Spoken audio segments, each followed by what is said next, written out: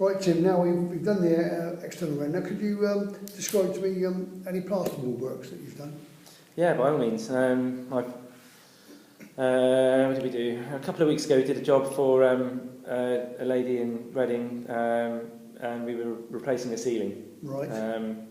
She was the ceiling that she'd had had been damaged by flood, but she was in an old Victorian property, which is very common in the area, and also consequently the ceiling was lard and plaster. Right.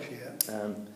Now when I went round there to look at the job with her, and I could see that the house was lived in with her family. There was no other restoration or work going on, which so I could see that it was cleanliness is going to be really important on this one. She didn't want all the hassle of bringing the ceiling down or anything like that.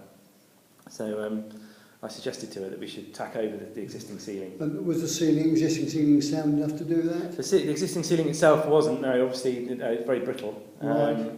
So it was important that we located the stud work, yep, or the ceiling joists. Yep.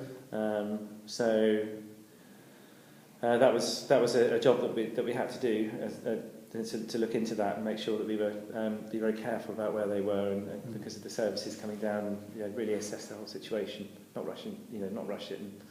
And, so looking at the job itself, cleanliness was going to be of utmost importance. We were going to waste disposal as well, sheeting up inside, making sure that the work that we were doing wasn't going to impact on her. So I looked at the ceiling, assessed what we were going to use. I thought the best thing to use was probably the 12.5mm board in this instance, yep, instead of the 9.5mm, to try and take out some of the undulations in the ceiling. We used that. Can we just